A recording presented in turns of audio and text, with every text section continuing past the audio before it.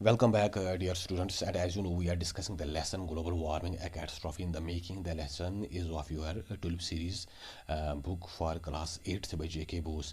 तो लेसन का एक हिस्सा ऑलरेडी हमने डिस्कस कर लिया है और ये जो लेसन है बिल्कुल एक एक्सप्लिसिट डिटेल्ड डिस्क्रिप्टिव स्टाइल में लिखी गई है। एक साइंटिफिक बेस्ड लेसन है, कोई शॉर्ट स्टोरी किस्सा कहानी नहीं है। और इस लेसन में जो चीज़ें पेश की गई हैं, जो फैक्ट्स फिगर्स डाले गए हैं, they have been put forth after doing a lot of research. तो ये रिसर्च बेस्ड है, चाहे कोई एजेंसी हो, कोई इदारा हो या कुछ जो एक्सपर्ट्स हैं, एनवायरमेंटलिस्ट हैं, उन्होंने रिसर्च किया है। और इसके बाद इस लेसन में जो कोई फैक्ट डाला गया है, that has been done, that has been present after doing a rigorous research work. तो ये चीज़ आपको समझनी है। और जैसे ही मैंने इस लेसन की जो वीडियोज़ अपलोड करने शुरू कर दिए तो इन पे एक कॉन्टेक्स्ट आ गया है। एक जो यूएन क्लाइमेट चेंज एजेंसी है, अक़वाम मुत्तहिदा का जो बराए माहौलियात इसके रिलेटेड जो एक इदारा है जो इसके लिए काम कर रहा है, how to prevent this planet from global warming and climate change, तो उनकी तरफ से इस पे एक रेफरेंस आ गई है। तो इससे हमें ये चीज़ समझनी होगी कि ये जो हम टॉपिक पढ़ा रहे हैं ये बड़ा ही एक अहम है और इसकी अपनी एक इम्पॉर्टेंस इफ़ादियत है। क्योंकि ये जो ग्लोबल वार्मिंग का जो इशू है या क्लाइमेट चेंज का, ये कोई रीजन या कोई कंट्री या कोई खिता, कोई किसी इलाके का नहीं है, पूरे प्लैनेट का ये इशू है। अगर इससे मुतासिर हो जाएगा तो पूरा प्लैनेट हो जाएगा, कोई रीजनल या कोई स्पेसिफिक कोई इलाका वैसा नहीं है। इसके अलावा apart from going through this lesson, discussing its text and then doing its questions और to solve its question in exam, एक तो आप ये लेसन पढ़ोगे फिर उसके क्वेश्चन करोगे, एग्जाम में भी शायद इसमें से कोई क्वेश्चन आ जाए, वो एक चीज़ है। इसके अलावा आप पे मेरे पे एक मॉरल एथिकल रिस्पॉन्सिबिलिटी है that we need to contribute on our own individual level with regard to this global warming and this climate change. अपने लेवल पे भी हम कुछ करें ताकि अपने हिसाब से भी इस प्लैनेट को बचाने में थोड़ी बहुत हमारा भी कुछ कंट्रीब्यूशन हो, हमारा भी कुछ योगदान हो। Just like planting new trees और plants and saving this planet, saving our environment from getting polluted one way और other way.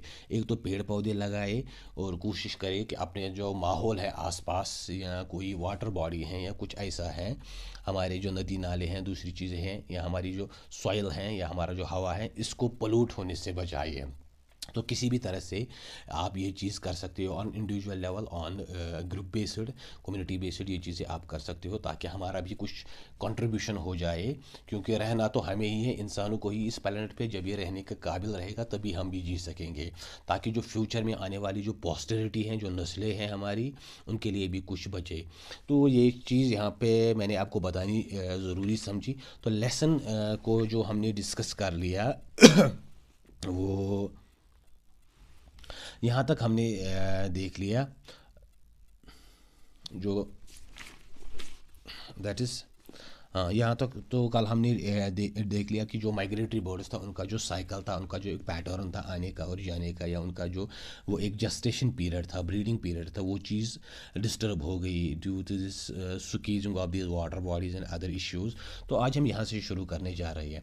Rapid melting of Kolahoi glacier, one of the largest glaciers of Kashmir Himalayas, has evoked concern among environmentalists who stress for immediate measures to at least minimize its melting rate। जो coli glacier है कश्मीर का, जो हमारे खिते में आता है और जो इसका ये बड़ी तेज़ रफ्तारी से जो ये पिघल रहा है, one of the largest glaciers of Kashmir, Kashmir के जो बड़े ग्लेशियर्स हैं उनमें एक ये हैं कश्मीर हिमालयाज, जो हिमालयन मोटेन्स कश्मीर के इस इलाके में आते हैं, Kashmir Himalayas, has evoked concern among environmentalists. इससे जो ये एनवायरमेंटलिस्ट्स हैं, माहिर माहौलियात हैं, उनमें एक खदशा, उनमें कुछ फ़िक्र अंगेज़ी, यही चीज़ पैदा हो गई, who stress for immediate measures to at least minimize its melting rate. और जो इस चीज़ पर अभी स्ट्रेस कर रहे हैं, फोकस कर रहे हैं, हमारा ध्यान उस तरफ देना चाहते हैं, that we need to do something immediately to stop its melting rate. हमको अभी कुछ ना कुछ करना चाहिए। एक हंगामी तौर पे, ताकि इसकी जो पिघलने की जो शरह है, जो स्पीड है, वो किसी हद तक कम हो जाए। Coli has shrunk 18% during the past 3 decades due to increase in temperature caused by high levels of pollution, by the emission of greenhouse gases, or by ever increasing vehicles, cement plants, besides increasing human activity near the glacier, particularly by Gujars and Bhakra walls। जो coli glacier था, पिछले 3 दहाइयों में तकरीबन ये 18%, 18% पिघल गया।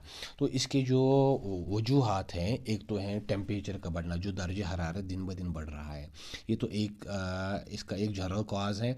Cause by high levels of pollution by the emission of green house gases. और जो ये ग्रीन हाउस गैसेज जो फैक्ट्रियों, गाड़ियों, दूसरी जो ज़राई के ज़रिए ये चीज़ निकल रहे हैं, इसकी जो ये मकदार बढ़ रही है। बाय एवर इंक्रीजिंग व्हीकल्स, जो रोज़ बरोज़ आप देखते हैं कि गाड़ियों की तादाद बहुत ज़्यादा बढ़ती जा रही है। आज से तकरीबन 20-30 साल पहले कश्मीर में या हमारे इलाके में अगर हम JNK की बात करेंगे तो गाड़ियों की तादाद बहुत कम थी। ज़्यादातर कुछ पब्लिक, थोड़ा बहुत ट्रांसपोर्ट था, और प्राइवेट व्हीकल्स तो बिल्कुल थी ही नहीं। लेकिन अब हर घर में 2-2, 3-3 प्राइवेट व्हीकल्स हैं। सीमेंट प्लांट्स और जो सीमेंट के कारखाने हैं, उनसे जो धुआं खारिज हो जाता है, पोल्यूशन जो निकलती है। Besides increased human activity near the glacier.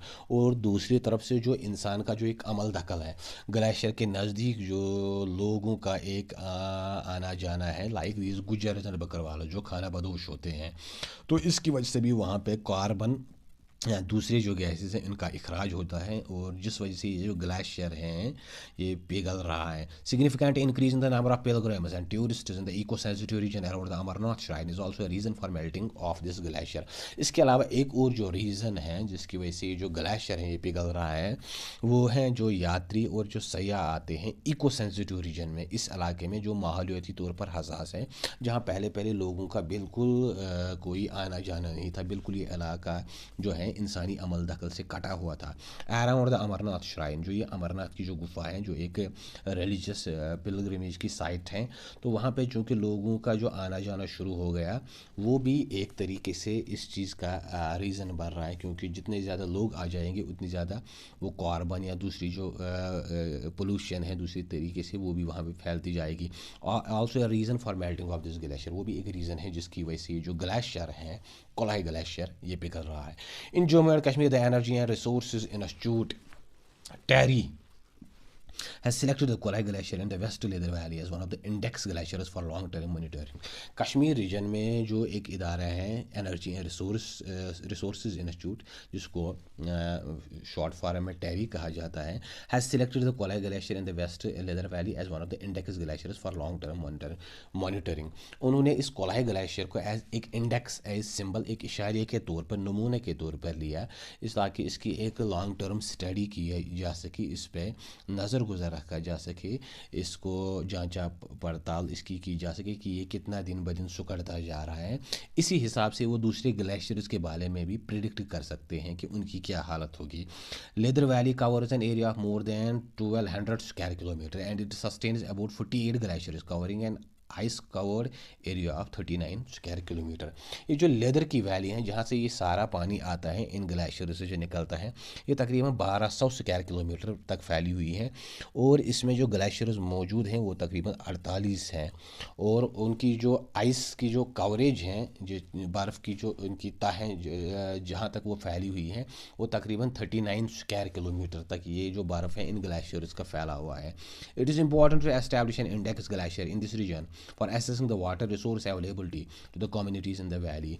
ये बड़ा ही अहम है कि इन ग्लेशियर्स पे नज़र रखी जाए, और इस खासकर कोलाई ग्लेशियर पे, इस इलाके में, ताकि इस चीज़ का एसेस किया जा सके, अंदाज़ा लगाया जा सके that what will be the water resource availability to the communities in the valley. Kashmir में जो फिर इसके आगे जो लोग रह रहे हैं, जो कम्युनिटीज़ हैं, बस्तियां हैं, उनमें वो पानी की जो अवेलेबिलिटी है वो क्या होगी, और वो कितना रोज़ बरोज़ घट रही है। Scientific studies conducted on the glacier will last for 5 years after we there will recommend measures to bring down the glacier recession rate. क्योंकि ये जो बुक डिज़ाइन की गई है बहुत पहले, अभी तक इसका जो रिपोर्ट भी आया होगा, साइंटिफिक स्टडीज़ जो इस ग्लेशियर पे की जाएंगी वो 5 साल तक की जाएंगी, और इसके बाद ये टेरे जो है department, the energy and resource institute, ये एक रिपोर्ट कुछ मेजर्स कुछ रिकमेंडेशंस देखी to bring down the glaciers recession rate, ताकि इस ग्लेशियर की जो रिसेशन रेट है, जो इसका ये सुकड़ना है, जो इसका ये पिघलना है, इसको कम किया जा सके, इसको कैसे रोका जा सके। The observation and hydrological simulation from the Lidder and Sindh rivers are showing increase discharge trends due to the increase in glacier melt run of.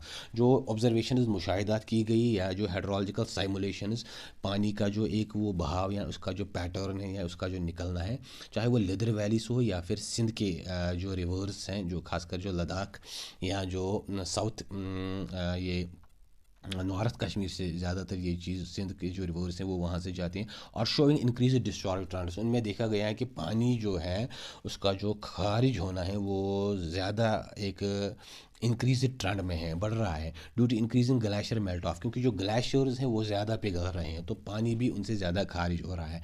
And the snow cover has progressively declined in both the basins. और ये जो basins हैं, ये जो इनके जो beds हैं इन reverse के या इनके जो ऊपर जहाँ तक ये फैले हुए हैं, तो वो जो स्नो कवर था, बर्फ़ की चादर थी या बर्फ़ का फैलाव था उन ग्लेशियर्स का, वो दिन ब दिन कम हो रहा है क्योंकि ये पिघल रहे हैं और इनसे पानी ज़्यादा खारिज हो रहा है। Several small glaciers have disappeared completely. जो छोटे छोटे कुछ ग्लेशियर्स थे जो ज़्यादा फैले हुए नहीं थे, तो वो बिल्कुल ही गायब हो गए इन सब एरियाज़, कुछ एरियाज़ से, जिनके बारे में अगर हम आज से 30-40 साल पहले वो मौजूद थे या किसी से पूछेंगे तो वो कहता है कि यहाँ पे कोई ग्लेशियर था, लेकिन अब वो वहाँ पे बिल्कुल नहीं है। थिकनेस ऑफ ग्लेशियर्स है रिड्यूस। इन ग्लेशियर्स की जो मोटाई है, बर्फ़ की जो तह है, वो उसकी जो मोटाई है वो कम हो रही है बाई मोर देन 2/3, 2/3 हिस्से से तकरीबन वो ख़त्म हो चुका है, इसके 2/3 हिस्से ख़त्म हो चुके हैं।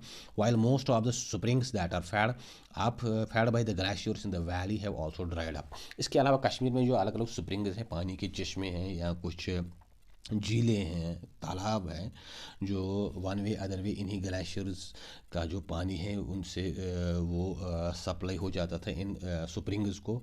तो वक्त के साथ साथ ये जो स्प्रिंग्स हैं, ये जो पानी के चश्मे हैं, सर हैं, तालाब हैं, तो ये भी बिल्कुल सूख गए हैं।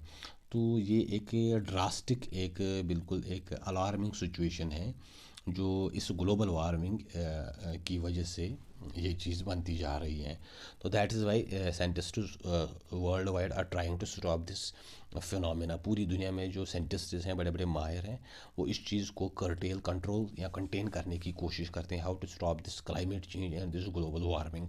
सो डियर व्यूअर्स, ये था आज का हमारा वीडियो। उम्मीद है आपको ये पसंद आया हो और ये लेसन जो मैंने अभी इसका टेक्स्ट पढ़ा है ये भी आपको समझ आया हो, और इसका जो कॉन्टेक्स्ट है वो भी आपको समझ आया हो, किस पर्सपेक्टिव में मैंने आपको ये लेसन पढ़ाई है और क्या मैसेज देने की कोशिश की है। तो अगर आपको ये वीडियो अच्छा लगी तो इसको ज़रूर शेयर करें, जो आपके अपने साथ वाले जो क्लासमेट्स हैं, फ्रेंड्स हैं, और चैनल को ज़रूर सब्सक्राइब करें। Wish you all the best and thank you.